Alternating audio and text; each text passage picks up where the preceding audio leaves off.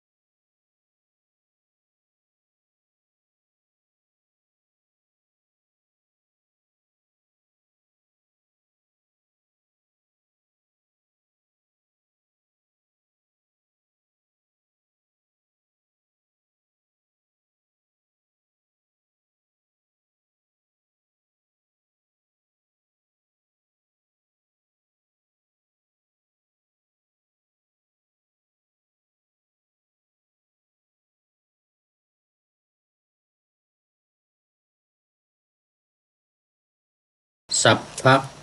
หุละสูตรพูดเรื่องภิกษุมากหลายภาคเพียรอุทิศกายใจอยู่ใกล้พระมุนีประทับแคว้นสักกะนครศิลาวดีครั้งนั้นมารผู้มีบาปหนาแปลงกายเป็นพราหมณ์สวมชะดาใหญ่เหลือนุ่งหนังเสือปล่อยพุงหลามเป็นคนแก่ลายคราม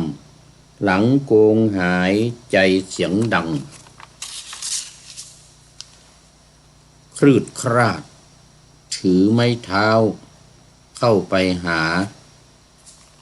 ภิกษุทั้งหลายนั้นถึงที่นั่งแล้วกล่าวดังนี้ว่าบัณฑชิตผู้เจริญเชิญบริโภคกามอันเป็นของมนุษย์นั้นขอพวกท่านอย่าละกามที่เห็นเฉพาะหน้าวิ่งไปหากามทิพย์งามอันปรากฏอยู่ตามการอันสมควรนั้นไปภิกษุเหล่านั้นว่าพราหมณ์พวกข้าพระเจ้าไม่ได้ละกามวิ่งไปหากามทิพย์อันมีตามการเลยแต่พวกข้าพระเจ้าละกามทิพย์งามอันที่มีอยู่ตามการแล้ววิ่งไปหาธรรมที่เห็นเฉพาะหน้าพราหมณ์เพราะว่าบรรดากามทั้งหลายอันมีตามการองค์พระศาสดาตรัสว่ามีทุกข์มากแสนลำบากยากหนักหนามีโทษยิ่งนักนาส่วนว่าธรรมนี้เป็นธรรมที่ผู้ปฏิบัติพึงเห็นชัดด้วยตนนำไม่เลือกเวลาทำควรเรียกคนให้มาดูค ควรน้อมเข้าในตนวินยูชนนั้นพึงรู้ เฉพาะตนเมื่อภิกษุเหล่านั้นกล่าวอย่างนี้มานผู้มีบาปจึงสั่นศีรษะหยันเย้ยประสานแลบลิ้นทำหน้าบานหน้าพักย่นเป็น3 รอยหยันไม้เท้าจับไปภิกษุได้กราบทูลถ้อยคำของมารมากน้อยแด่องค์พระศาสดาพระผู้มีพระภาคทรงทราบจากพระปัญญาจึงตรัสพระคาถาเวลานั้นว่าผู้ใดเห็นทุกข์มีกามเป็นต้นเหตุเช่นนั้นแล้วไซร้ผู้นั้นจะน้อมไปในกามได้อย่างไรกันบุคคลทราบอุปธิว่าเป็นเครื่องข้องอันติดในโลกแล้วนั้นพึงศึกษากำจัดไปขอถวายความนอบน้อมแด่พระรัตนตรัยมีพระพุทธเจ้าเป็นต้นขอถวายความเคารพพระมหาเถระพระเถรานุเถระเจ้าคณะพระสังฆาธิการทั่วโลกอันมีพระเดชพระคุณพระธรรมเสนาบดีรองเจ้าคณะภาค7วัดพระธาตุดอยสุเทพเป็นต้นและขออำนวยพรแด่ท่านผู้ฟังท่านผู้ชมสาธุชนพุทธบริษัททั้งหลายวันนี้รายการพระไตรปิฎกลอยฟ้า ก็ลอยมาจากวัดพระธาตุดอยสุเทพเยอรมันเขตฮินชันเบิร์ก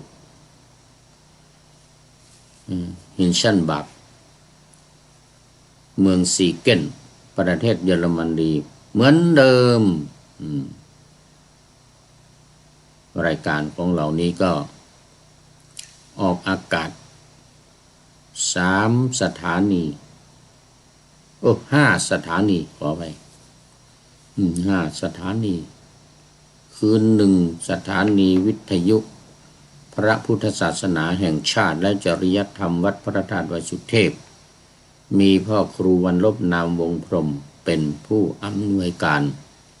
อาจารย์พระมหาประสิทธิ์ประสาธิโกเป็นหัวหน้าสถานีและอาตมาภาพ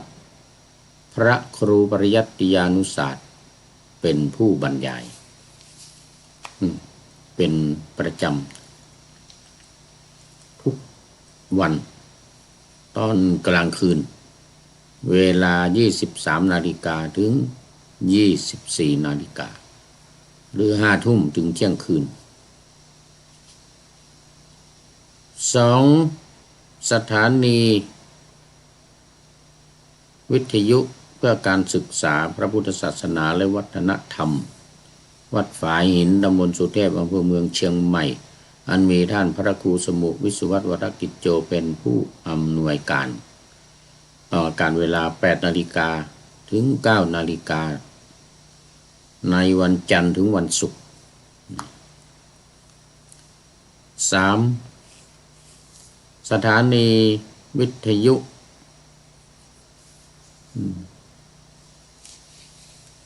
สีขาวคลื่นสีขาวชาวประชาคลื่นสีขาวชาวประชา วัดปากทางเจริญอำเภอดอยหล่อจังหวัดเชียงใหม่อันมีท่านพระครูอภิวัตรวิกรมรองเจ้าคณะอำเภอดอยหล่อวัดปากทางเจริญเป็นผู้อำนวยการ ออกอากาศเวลา 8 นาฬิกาถึง 9 นาฬิกาตอนเช้าทุกวัน 4. สถานีวิทยุชุมชนคณะสงฆ์อำเภอฝาง วัดพระบาทอุดม อันมีพระเดชพระคุณหลวงพ่อพระครูสุจิตตานุรักษ์เจ้าคณะอำเภอฝางเป็นผู้อำนวยการออกอากาศเวลา 8 นาฬิกาถึง 9 นาฬิกาทุกวันและสุดท้ายสถานีวิทยุมจร.วิทยาลัยสงฆ์ลำปางนครลำปางอันมีอาจารย์จีรศักดิ์ปันลำเป็นผู้อำนวยการออกอากาศเวลา 8 นาฬิกาถึง 9 นาฬิกาเหมือนกัน4 สถานีนี่นะวัดไฟหินวัดปากทางเจริญวัดพระบาทอุดมและมจร.วิทยาลัยสงฆ์นครลำปางออกอากาศเวลา 8 นาฬิกาถึง 9 นาฬิกาทุกวันยกเว้นวัดฝายหินเว้นวันเสาร์อาทิตย์ออกวันจันทร์ถึงวันศุกร์นี่ก็รายงานเรื่องสถานีวิทยุและเวลาออกอากาศทางวิทยุส่วนทางเฟซทางไลน์นี่ก็เข้าชมเข้าฟังกันได้ตลอดเวลาทั้งเวลากำลังไลฟ์สดอยู่นี้แล้วก็หลังจากนี้ไปแล้วหลังจาก1 ชั่วโมงนี้ผ่านไปตลอดถึงวัน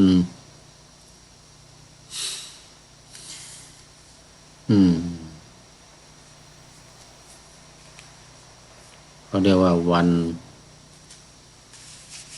สำคัญทางพระพุทธศาสนา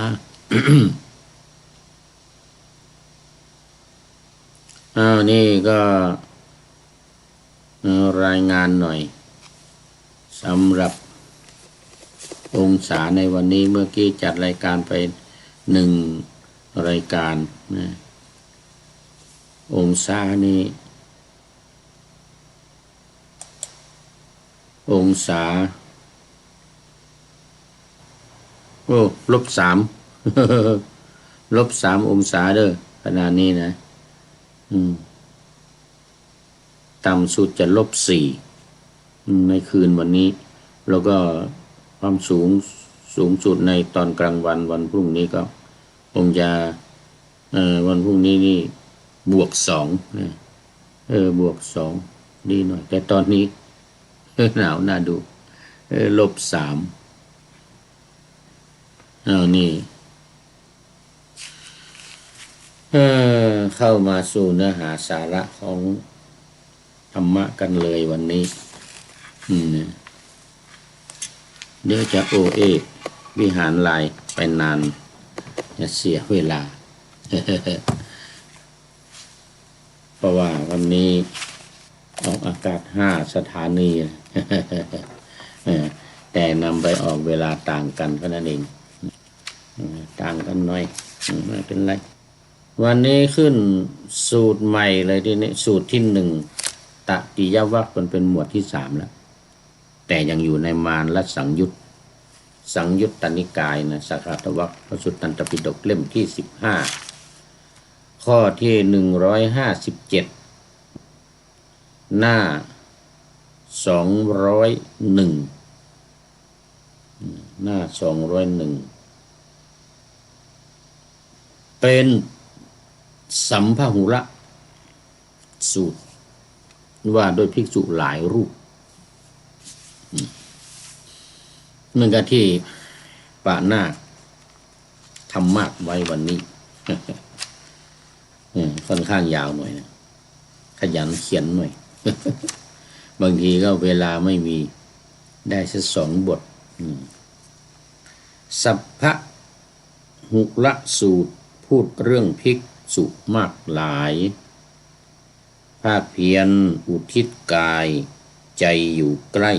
พระมุนีประทับแคว้นสักกะนครศิลาวดี ครั้งนั้นมารผู้มีบาปหนาแปลงกายเป็นพราหมณ์สวมชะดาใหญ่เหลือนุ่งหนังเสือปล่อยพุงหลามเป็นคนแก่ลายครามหลังโกงหายใจเสียงดังครืดคราดถือไม้เท้าเข้าไปหา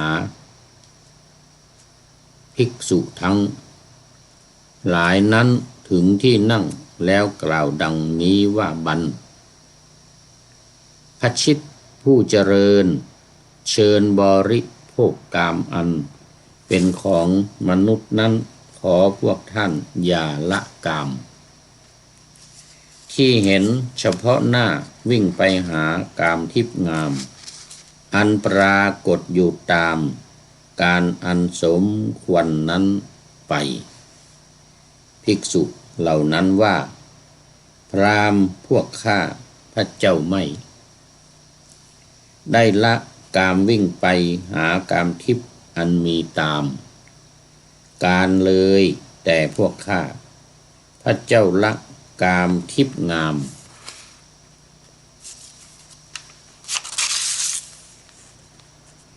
อันที่มีอยู่ตามการและแล้ววิ่งหาธรรมสิ่งที่เห็นเฉพาะหน้าพราหมณ์เพราะว่าบรรดากามทั้งหลายอันมีตามการองค์พระศาสดาตรัสว่ามีทุกข์มากแสนลำบากยากนานามีโทษยิ่งหนักมีโทษยิ่งนักหนาส่วนว่าธรรมนี้เป็นธรรมที่ผู้ปฏิบัติพึงเห็นชัดด้วยตนนำไม่เลือกเวลาทำควรเรียกคนให้มาดูควรน้อมเข้าใส่ตนวินยูชนนั้นพึงรู้เฉพาะตนเมื่อภิกษุเหล่านั้นกล่าวอย่างนี้มารผู้มีบาปจึงสั่นศีรษะหยันเย้ยประสานแลบลิ้นทำหน้าบานหน้าผากย่นเป็น300ยันไม้เท้าจากไปภิกษุได้กราบทูลถ้อยคำของมารมากน้อยแด่องค์พระศาสดาพระผู้มีพระภาคทรงทราบจากพระปัญญาจึงตรัสพระคาถา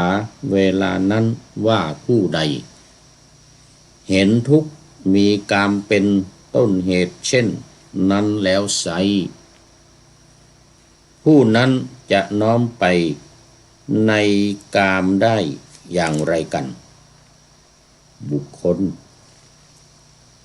ทราบอุปธิว่าเป็นเครื่องของอันติดในโลกแล้วนั้น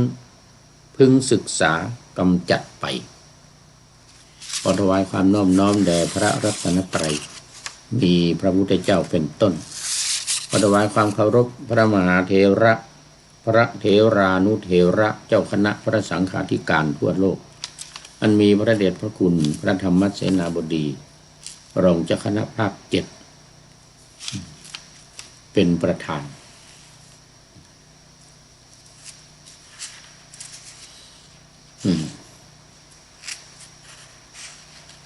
อันนี้เมื่อกี้ถึงไหน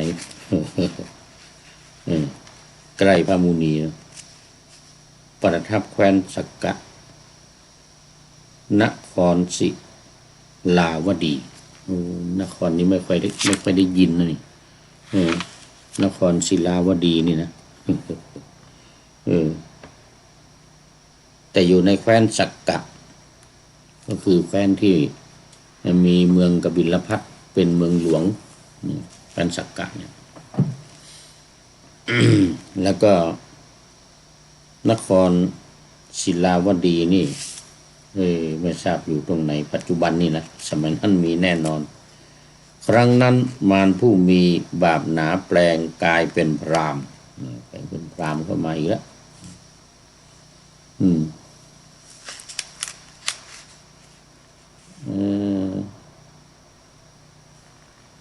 สวมชะดาใหญ่เหลือนุ่งหนังเสือปล่อยพุงหลามเป็นคนแก่ลายครามหลังโกงหายใจเสียงดังครืดคราดถือไม้เท้าเข้าไปหาภิกษุทั้งหลายนั้นถึงที่นั่งแล้วกล่าวดังนี้ว่าบรรพชิตผู้เจริญเชิญบริโภคกามอันเป็นของมนุษย์นั้นขอพวกท่านอย่าละกามที่เห็นเฉพาะหน้าวิ่งไปหากามทิพย์งามอันปรากฏอยู่ตามการอันสมควรนั้นไปภิกษุเหล่านั้นว่าพราหมณ์พวกข้าพระเจ้าไม่ได้ละกามวิ่งไปหากามทิพย์อันมีตามการเลยแต่พวกข้าพระเจ้าละกามทิพย์งาม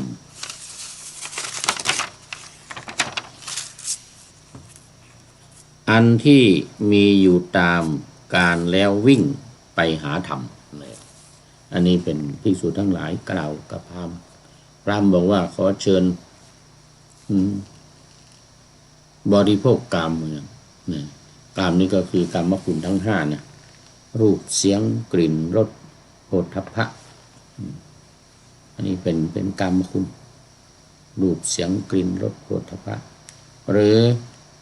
จักขุโสตกายะชิวหากายะชิวหากายะถึงกายนะตาหูจมูกลิ้นกายตาหูจมูกลิ้นกายเนี่ยก็ต่อตรัสว่ามีทุกข์มากแสนลำบากยากนามีโทษยิ่งนักหนาส่วนว่าธรรมนี้เป็นธรรมที่ผู้ปฏิบัติพึงเห็นชัดด้วยตนนำไม่เลือกเวลาทำควรเรียกคนให้มาดูควรน้อมเข้าในตนวินยูชนนั้นพึงรู้เฉพาะตนเมื่อภิกษุเหล่านั้นกล่าวดังนี้มานผู้มีบาปจึงสั่นศีรษะหยันเย้ยประสานแลบลิ้นทำหน้าบานหน้าผากย่นเป็น300ยันไม้เท้าจากไปพอภิกษุทั้งหลายกล่าวว่าโอ้พวกเราไม่ไปหากามไม่วิ่งไปหากามไม่ละกามนี้วิ่งหากามนั้นอันเป็นทิพย์ก็ตามเหมือนกันนะไม่ตามไปหากามทั้งหลายเหล่านั้นมารนี่ก็เลยหายตัวไปเลยหายวับหายตัวไปหนีไปเลยนี่ก็เป็นสูตรที่ว่าด้วยมารเข้ามาหาภิกษุทั้งหลายแล้วก็เชิญชวนชักชวนให้บริโภคกามเรื่องนี้สมัยหนึ่งพระผู้มีพระภาคประทับนครศิลาวดีแคว้นสักกะสมัยนั้นภิกษุหลายรูปเป็นผู้ไม่ประมาทมีความเพียรอุทิศกายใจอยู่ใกล้พระผู้มีพระภาคพ ดังนั้นมารผู้มีบาปแปลงกายเป็นพราหมณ์สวมชฎาใหญ่นุ่งหนังเสือเป็นคนแก่หลังโกงหายใจเสียงดังครึกคราดครึกคราดถือไม้เท้าทำด้วยไม้มะเดื่อเข้าไปหาโอ้ต้องเจาะจงไม้มะเดื่อด้วยนั่นนะเจาะจงไม้มะเดื่อภิกษุเหล่านั้นจึงอยู่ที่อยู่แล้วถึงที่อยู่แล้วนะไปเข้าไปหาภิกษุทั้งหลายเหล่านั้นถึงที่อยู่แล้วก็กล่าวกับภิกษุทั้งหลายว่าบรรพชิตผู้เจริญทั้งหลายว่างั้นนะพวกท่านเป็นนักบวชที่ยังหนุ่มแน่นมีผมดำสนิทอยู่ในวัยแรกรุ่นเจริญมีความเจริญรุ่งเรืองแต่ไม่เพลิดเพลินในกามคุณทั้งหลายว่างั้นนะขอพวกท่านจงบริโภคกามทั้งหลายอันเป็นของมนุษย์พวกท่านละความกามที่เห็นเฉพาะหน้าวิ่งไปหากามทิพย์อันมีสุขตามกาลวิ่งไปเลยภิกษุเหล่านั้นก็ตอบว่าพราหมณ์พวกข้าพเจ้านี่นะไม่ได้ละกามนะที่เห็นผิดเฉพาะหน้าอย่างนั้นแล้วก็วิ่งไปหากามทิพย์อันมีอยู่ตามกาลเวลาแต่พวกข้าพเจ้าละกามทิพย์อันมีอยู่ตามกาลแล้วนั้นวิ่งไปหาธรรมที่เฉพาะหน้าพราหมณ์เพราะว่ากามทั้งหลายอันมีอยู่ตามกาลพระผู้มีพระภาคตรัสว่ามีทุกข์มากมีความคับแค้นใจในกามยิ่งนักส่วนธรรมนี้เป็นธรรมที่ผู้ปฏิบัติจะพึงเห็นชัดด้วยตนเองไม่ประกอบด้วยการควรเรียกให้มาดูควรน้อมเข้าไปในตนอันวินยูชนพึงรู้เฉพาะตนดังนี้เมื่อภิกษุเหล่านั้นกล่าวอย่างนั้นแล้วมารผู้มีบาปจึงสั่นศีรษะแลบลิ้นทำหน้าผากย่น3 รอยยันไม่เท้าแล้วก็หนีจากไปเอาว่าสั่นศีรษะเนี่ยนะก็เคยอธิบายมาหลายครั้งแต่ท่านผู้ฟังอาจจะลืมหรือยังไม่ลืมก็คือการพยักหน้านี่เองเขาจะมีว่าเขาพยักหน้าไปทางซ้ายนี่ตกลงมาทางขวาอย่างนี้ไม่ตกลงไม่เอาด้วยไม่เอาด้วยไม่ตกลงในขึ้นอยู่กับว่าการสั่นศีรษะเนี่ยจะสั่นไปทางซ้ายหรือไปทางขวาบางทีก็ยิ้มเล็กๆน้อยๆบางทีก็ไม่ยิ้มเลยสั่นศีรษะแล้วก็ไปเลยสั่นศีรษะแล้วก็ไปเลยอันนี้ก็เป็นคติที่เป็นไปเป็นมากันอยู่อย่างนั้น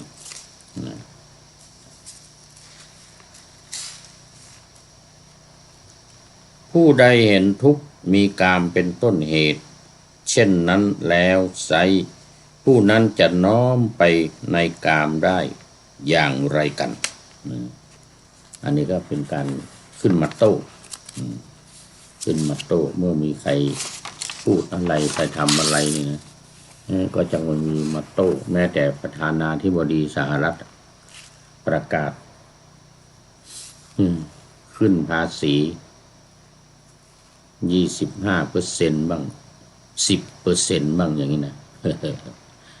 ตามนโยบายที่หาเสียงแต่มันก็มีคนโต้ตอบอย่างเงี้ยนี่มีคนโต้ตอบ2-3 วันก่อนก็โคลัมเบียประธานาธิบดีก็ออกมาโต้เลยไม่ให้เครื่องบินลงด้วยเพราะว่าเอาคนของเขาเนี่ยมัดมือคือกาไม่สมศักดิ์ศรีอย่างนั้นเป็นการเหยียดย่ำศักดิ์ศรีกันไม่ให้เข้าลงมาละลงมาสนามบินเห็นละเอาเห็นแล้วให้ขึ้นเครื่องบินแล้วก็กลับไป อันนี้มันเป็นการโต้ตอบกันในสมัยนี้หลายแห่งหลายทางไม่ว่าจะเป็นแคนาดาเม็กซิโกนะ หรือแม้แต่ประเทศไทยก็ต้องระมัดระวังในเรื่องของฟองสบู่ทั้งหลาย อย่างนี้เป็นต้นนะคราวนี้ก็มาดูว่า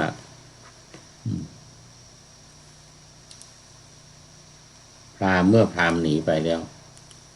ภิกษุทั้งหลายเหล่านั้นก็เข้าไปเฝ้าพระผู้มีพระภาคถวายบังคม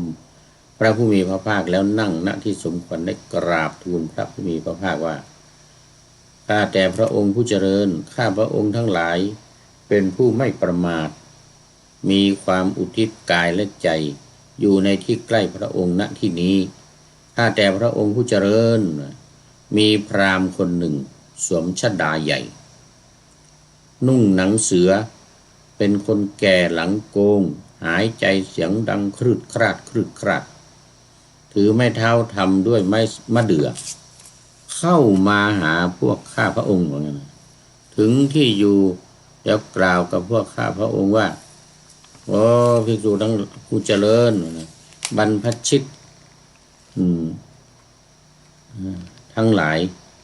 พวกท่านเนี่ยเป็นนักบวชที่ยังหนุ่มแน่นมีผมดำสนิทอยู่ในวัยรุ่นอันเจริญ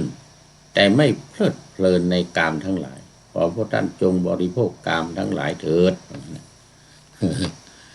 บริโภคทั้งหลายเมื่อพราหมณ์กล่าวอย่างนี้แล้วพวกข้าพระองค์กับพราหมณ์กล่าวกับพราหมณ์นั้นว่าพราหมณ์พวกข้าพเจ้าไม่ได้ละกามที่เห็นเฉพาะหน้าแล้ววิ่งไปหากามทิพย์อันมีอยู่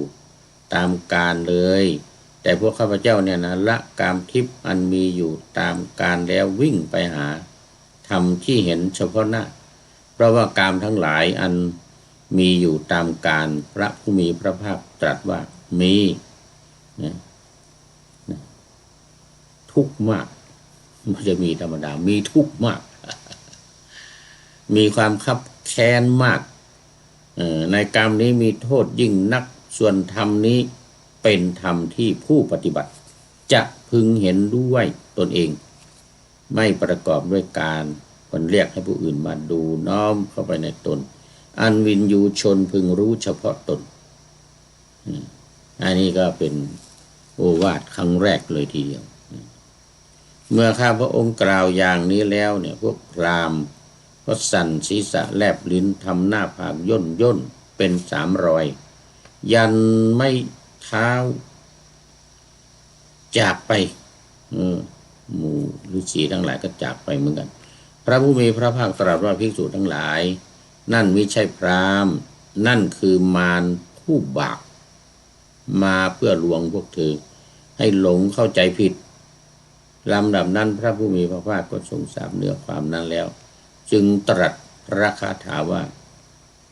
ในเวลานั้นผู้ใดเห็นทุกข์มีกามเป็นต้นเหตุผู้นั้นจะพึงน้อมไปในกามได้อย่างไรบุคคลทราบอุปธิว่าเป็นเครื่องข้องในโลกแล้วจะพึงศึกษาเพื่อกำจัดอุปธินั้นได้อย่างไรสำหรับอุปธินี้ก็คือนิวรณ์5ที่แก้ไว้ในวันก่อนคือนิวรณ์5 ประการนิวรณ์5 ประการก็มี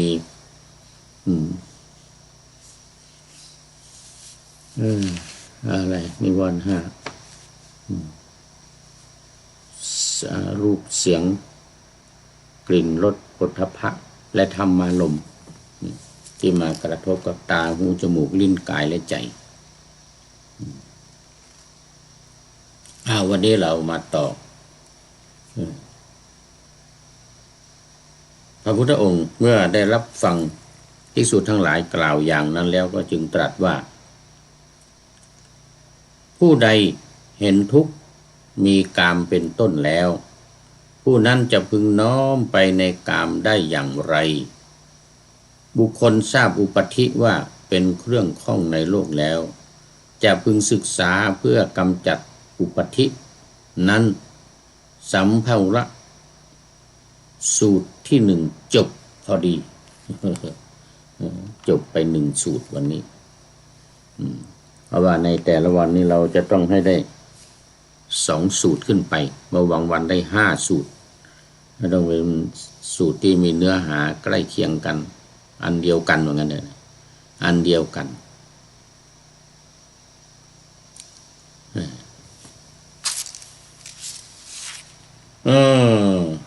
อันนี้ก็มาต่อสูตรที่2เลยสมิทธิสูตรในตติยวรรคมาลสังยุตสคาทวรรคสังยุตตนิกายวสุตตันตปิฎกสูตรตปิฎกทั้งนั้นเลยตอนนี้เราจะมาขึ้นสูตรใหม่สมิทธิสูตรนี่ว่าด้วยพระสมิทธิข้าพเจ้าได้สดับมาอย่างนี้สมัยหนึ่งพระผู้มีพระภาคประทับอยู่ณนครศิลาวดีแคว้นสกะท่านพระสมิทธิผู้ไม่ประมาทมีความเพียรอุทิศกายและใจอยู่ในที่ใกล้พระผู้มีพระภาคครั้งนั้นท่านพระสมิทธิหลีกเร้นอยู่ในที่สงัดเกิดความคิดอย่างนี้ว่าเป็นลาภของเราหนอที่เราได้พระอรหันตสัมมาสัมพุทธเจ้าเป็นพระศาสดาของแทนพระศาสดาของเราเป็นลาภของเราหนอที่ได้บวชในพระธรรมวินัยอันพระศาสดาตรัสไว้ดีแล้วอย่างนี้นะเป็นลาภของเราก็จริงแต่ว่ามันเป็นโทษอยู่ด้วยหนอที่เราได้เพื่อนพรหมจารีผู้มีศีลมีกัลยาณมิตรธรรมครั้งนั้นมารผู้มีบาปกราบความคิดคำหนึ่งของท่านพระสมิทธิด้วยใจแล้วเข้าไปหาท่านพระสมิทธิถึงที่อยู่แล้วทำเสียงดังน่าสะพรึงกลัวหน้าหวาดเสียวประดุจแผ่นดินจะถล่มโอ้โหป่านนั้นเลยหน้าที่ใกล้ท่านพระสมิทธิลำดับนั้นท่านพระสมิทธิเข้าไปเฝ้าพระผู้มีพระภาคถึงที่ประทับถวายอภิวาทแล้วนั่งณที่สมควรได้กราบทูลดังนี้ว่าข้าแต่พระองค์ผู้เจริญข้าพระองค์เป็นผู้ไม่ประมาทมีความเพียรอุทิศกายและใจอยู่ในที่นี้ใกล้พระองค์ณขณะนี้ว่างั้นนะข้าพระองค์หลีกเร้นอยู่ในที่สงัดเกิดความคิดคำหนึ่งอย่างนี้ว่าเป็นลาภของเราหนอที่เราได้พระสุคตนะตอนนี้มรณภาพไปแล้วอนันตสัมมาสัมพุทธเจ้าเป็นพระศาสดาของเราเป็นลาภของเราหนอที่เราได้บวชในพระธรรมวินัยอันพระศาสดาตรัสไว้ดีแล้วอย่างนี้เป็นลาภสักการะของเราจริงหนอว่างั้นลาภสักการะของเราจริงหนอ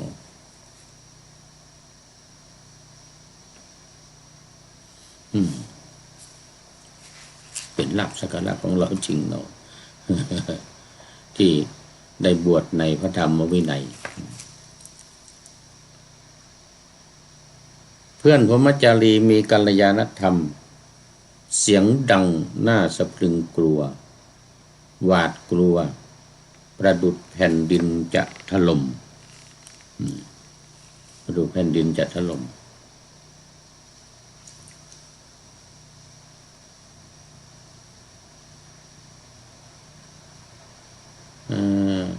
ได้มีในที่ใกล้พระองค์พระผู้มีพระภาคตรัสว่าสมิทธินั่นมิใช่แผ่นดินจะถล่มนั่นเป็นมารผู้มีบาปมาเพื่อลวงให้เธอเข้าใจผิดจงไปเถิดสมิทธิจงเป็นผู้ไม่ประมาทมีความเพียรอุทิศกายและใจอยู่ในที่นั้นเถิดพระสมิทธิรับดำรัสของพระพุทธเจ้าแล้วลุกขึ้นจากอาสนะ ถวายอภิวาทพระผู้มีพระภาคกระทำประทักษิณแล้วจากไปแม้ในครั้งที่สองท่านพระสมิทธิผู้ไม่ประมาทก็มีความเพียรอุทิศกายแม้ครั้งที่สามท่านพระสมิทธิหลีกเล่นอยู่ในที่สงัดเกิดความคำนึงถึงอย่างนี้ว่าเหมือนที่ผ่านมาแม้ครั้งที่สองก็เหมือนกันจึงทำเสียงดังน่าสะพรึงกลัวหน้าหวาดเสียวประดุจแผ่นดินจะถล่มณที่ใกล้ท่านพระสมิทธิลำดับนั้นท่านพระสมิทธิทราบว่านี้คือมารผู้มีบาปจึงกล่าวกับมารผู้มีบาปด้วยคาถาว่าเราออกจากเรือนบวชเป็นบรรพชิตด้วยศรัทธาเรารู้สติและปัญญาแล้วอันหนึ่งจิตก็ตั้งมั่นดีแล้วท่านบันดาลรูปร่างให้น่ากลัวแค่ไหนก็ทำให้เราหวั่นไหวไม่ได้ลำดับนั้นมารผู้มีบาปก็เป็นทุกข์เสียใจรูปะสมิทธิรู้จักเราเสียแล้วว่างั้นนะก็เลยหายตัวไปณที่นั้นนั่นเองสมิทธิสูตรที่สองนี่ก็จบพอดีอีกเหมือนกัน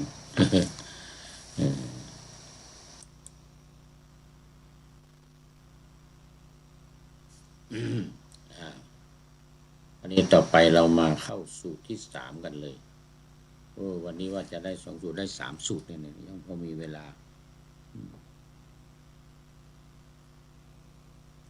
ยังพอมีเวลาต่อไปเป็นโคทิกสูตรว่าด้วยพระโคทิกะนะโคทิกสูตรนี้ว่าด้วยพระโคทิกะสมัยหนึ่งพระผู้มีพระภาคประทับอยู่ณพระเวฬุวันสถานที่ให้เหยื่อแก่กระแตเขตกรุงราชคฤห์สมัยนั้นท่านพระโคทิกะอยู่ที่วิหารกาลศิลาข้างภูเขาอิสิคิริ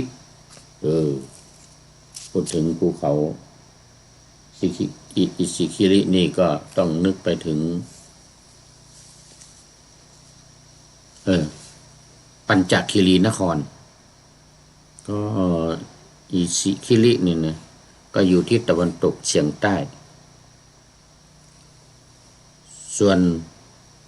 ทิศปัจฉิมหรือทิศตะวันตกทิศเหนือทิศตะวันออกทั้งหมดนี้ก็เหมือนเดียวกันท่านพระโคทิกะนี่ก็เป็นผู้ไม่ประมาทมีความเพียรอุทิศกายและใจได้บรรลุเจโตวิมุตติล่วงพ้นจากความทุกข์ชั่วคราวพ้นจากความทุกข์ชั่วคราวชั่วคราวที่เป็นยังไงวะเนี่ยหมายถึงโลกิยสมบัติได้โลกิยสมบัติแม้ถึงว่าได้เจโตวิมุตติก็เป็นเจโตวิมุตติชั่วคราวนะเขามีการได้ชั่วคราวนะแม้ครั้งที่สองแม้ครั้งที่สามก็เหมือนกันเลยแม้ครั้งที่สี่ท่านพระโคทิกะเป็นผู้ไม่ประมาทอีกเหมือนกันได้บรรลุเจโตวิมุตติชั่วคราวแม้ในครั้งที่พระโคทิกะเป็นผู้ไม่ประมาทนั้นได้บรรลุเจโตวิมุตติชั่วคราวและแม้ในครั้งที่ห้าท่านก็เสื่อมจากเจโตวิมุตติชั่วคราวนั้นเหมือนกันแม้ครั้งที่หกท่านพระโคทิกะเป็นผู้ไม่ประมาทมีความเพียรอุทิศกายได้บรรลุเจโตวิมุตติชั่วคราวแม้ในครั้งที่หกท่านก็เสื่อมจากเจโตวิมุตติเหมือนกันชั่วคราวแล้วก็นั่งแม้ครั้งที่เจ็ดท่านพระโคทิกะเป็นผู้ไม่ประมาทมีความเพียรอุทิศกายและใจอยู่ก็ได้บรรลุเจโตวิมุตติชั่วคราวนั้นอีกได้เข้ามาอีก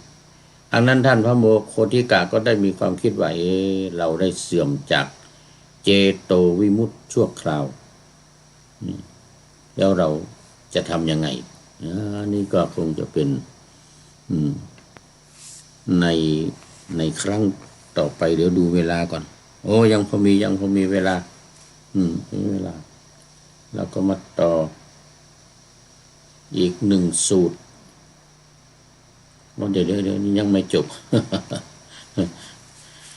ได้ความคิดนะว่าเราได้เสื่อมจากเจโตวิมุตติชั่วคราวครั้งแล้วทางที่ดีเราพึงนำศาสตรามาสองว่างั้นนะนำศาสตรามาทางที่ดีนะทางที่ดีเราควรนำศาสตรามา จะมาทำอะไรเนี่ยเอาศาสตรามาทำอะไร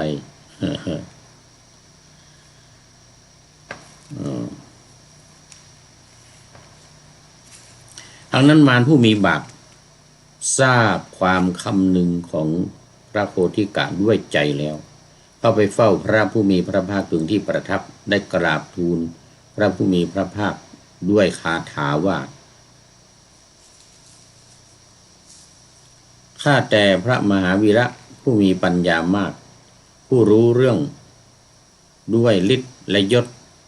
ผู้ก้าวล่วงเวรและภัยทั้งปวงผู้มีพระจักษุข้าพระองค์ขอถวายอภิวาท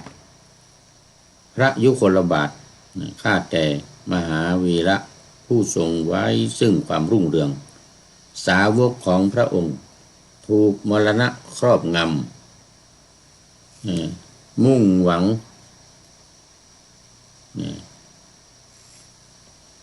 ความตายอยู่ว่าไงนะ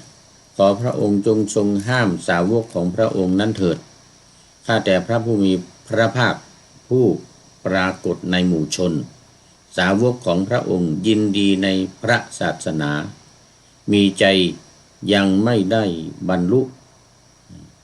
ยังเป็นพระเสขะอยู่จะพึงมรณะได้อย่างไรขณะนั้นท่านพระโพธิกะได้นำศาสตรามาลำดับนั้นพระผู้มีพระภาคทรงทราบว่านี่คือมารผู้มีบาปปลอมตัวมาจึงได้ตรัสกับมารผู้มีบาปด้วยพระคาถาว่านักปราชญ์ทั้งหลายทำนองนี้แลย่อมไม่ห่วงใยชีวิตพระโพธิกะถอนตัณหาพร้อมทั้งรากปรินิพพานแล้วครั้งนั้นพระผู้มีพระภาครับสั่งเรียกภิกษุทั้งหลายมาตรัสว่ามาเถิดภิกษุทั้งหลายเราจักไปยังวิหารกาลศิลาข้างภูเขาอิสิคิริซึ่งเป็นสถานที่สำคัญของในทางพุทธศาสนาของพระโพธิสัตว์ทีละนำศาสตรามาภิกษุเหล่านั้นทูลรับสนองพระดำรัสแล้วต่อมาพระผู้มีพระภาคเสด็จเข้าไปยัง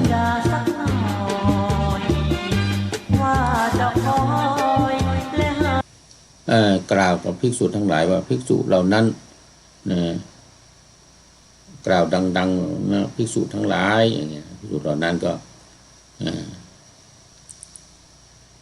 รับพระดำรัสเรียบร้อยต่อมาพระผู้มีพระภาคเสด็จเช้าเข้าไปยังวิหารกาลศิลาข้างภูเขาอิสิคิริพร้อมด้วยภิกษุจำนวนมากได้ทอดพระเนตรเห็นท่านพระโคทิกะขอไปไม่ใช่โควิด โคทิกะ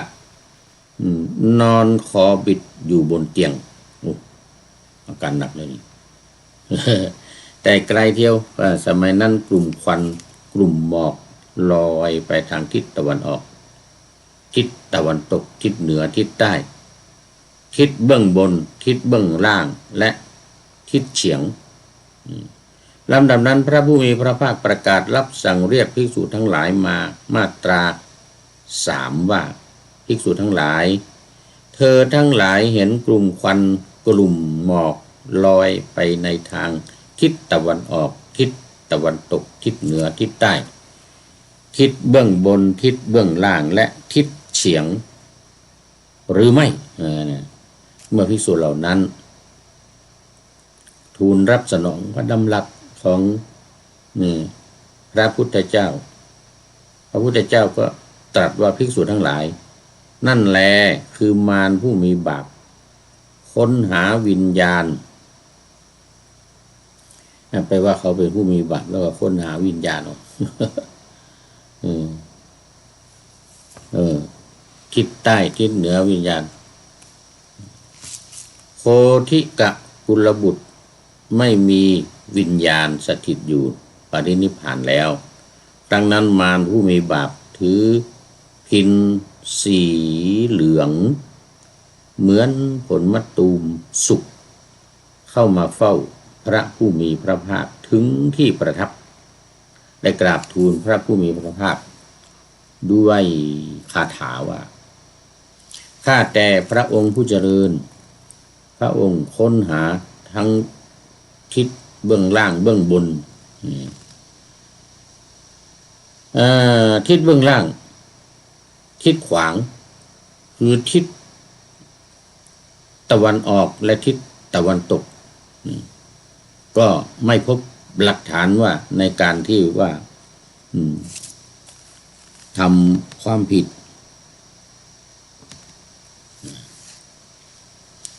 นักปราชญ์ผู้ใดสมบูรณ์ด้วยปัญญามีปกติเพ่งพินิจยินดีในฌานทุกเมื่อภาคเพียรอยู่ตลอดวันตลอดคืนไม่เสียดายชีวิตในขณะกองทัพมัจจุโผล่มาแล้วไปกลับมาสู่ภพใหม่นักปราชญ์นั้นคือโคทิกะกุลบุตรนั่นเองได้ถอนตัณหาพร้อมทั้งรากปรินิพพานแล้วพิณได้พลัดตกจากรักแร้ของมารผู้มีความเศร้าโศกในลำดับนั้นมารผู้เป็นยักษ์นั้นเสียใจจึงหายตัวไปณที่นั้นนั่นเองโคทิกะสูตรที่3นี้ก็จบ แต่ว่าเวลายังพอเหลืออยู่เล็กน้อยวันนี้ FC ทั้งหลายคงยังไม่ตื่น คงยังไม่ตื่นกันนะหลับไหลนะเอามาสูตรที่5เลยทีนี้สัตตวัฏสานุพันธสูตรโอ้โห ชื่อยาวจังเลยนะคราวนี้ก็มาสู่สูตรที่6พระผู้มีพระภาคประทับอยู่ที่ต้นอัชปารณิโคตใกล้ฝั่งแม่น้ำเนรัญชลาตำบลอุรุเวลาสมัยนั้นมารผู้มีบาปติดตามพระผู้มีพระภาคคอยหาโอกาสตลอด7 วันก็ยังไม่ได้โอกาสภายหลังมารผู้มีบาปหยาบช้าไปเข้าพระผู้มีพระภาคถึงที่ประทับได้กราบทูลพระผู้มีพระภาคด้วยคาถาว่า ต่อไปท่านถูกความเศร้าโศกทับถมหรือจึงมาซบเซาอยู่ในป่านี้ ขอไป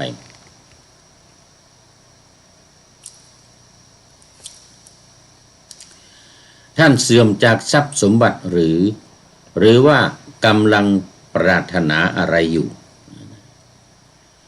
ท่านได้ทำความเสียหายร้ายแรงอะไรไว้ในหมู่บ้านหรือเพราะเหตุใดท่านจึงไม่เป็นมิตรกับชนทั้งปวงเล่าหรือว่าท่านเป็นมิตรกับใครๆไม่ได้พระผู้มีพระภาคตรัสว่าท่านผู้เป็นเผ่าพันธุ์ของบุคคลผู้ประมาทเราขุดรากของความเศร้าโศกได้หมดแล้วไม่มีความเพียรเสียหายไม่เศร้าโศกเพ่งพินิจอยู่เราตัดความติดแน่นคือความโลภในภพทั้งปวงไม่มีอาสวะเพ่งพินิจอยู่เอาละคราวนี้ก็เป็นตติยสูตรวันนี้ได้ถึง3 สูตร ว่ามันได้3 สูตรเลยมันจะเพิ่มอีกสัก1 สูตรโอ้พอดีเลยเวลาก็พอมีเหลืออยู่เล็กน้อยมันคงไม่ได้ วันนี้ก็FC ทั้งหลายหายไปหมดคงจะร้อนนะในกรุงเทพในเชียงใหม่ร้อนมากเลย ดูไปดูมาเวลาของรายการก็หมดอีกแล้ว คงจะต้องได้นำรายการเนี่ยจากท่านผู้ฟังไปก่อนขอนำพระไตรปิฎกลอยฟ้าไปจากผู้ฟังทั้งหลายในโลกล่าวันต่อไปจะได้จรย้อนกลับมาสู่สถานีใหม่ให้ท่านฟังอย่าลืมเปิดวิทยุโทรทัศน์หรือเครื่องรับโทรศัพท์โมบายคอมพิวเตอร์ผัง YouTube เฟซเพจไลน์ให้ดังเพื่อชมฟังรายการวันต่อไปขอให้มีความสุขทุกคืนวันนำธรรมะประกอบการงานทั้งหลายเช่นขยันทำงานทางวาจากายใจขวนขวายกิจการงานนาบำเพ็ญสาธารณประโยชน์เว้นสิ่งที่มีโทษโหดเยี่ยงสาประกอบแต่กรรมดีมีราคาแสวงหาเงินทองครองใจคนเสียสละพละทรัพย์นับมากน้อยไม่ให้ล้านก็ให้100ไม่ด้อยผลเอื้อคนรวยช่วยคนยากฝากคนจนให้ทุกคนเท่ากันมาตรฐานเดียวขอเจริญพร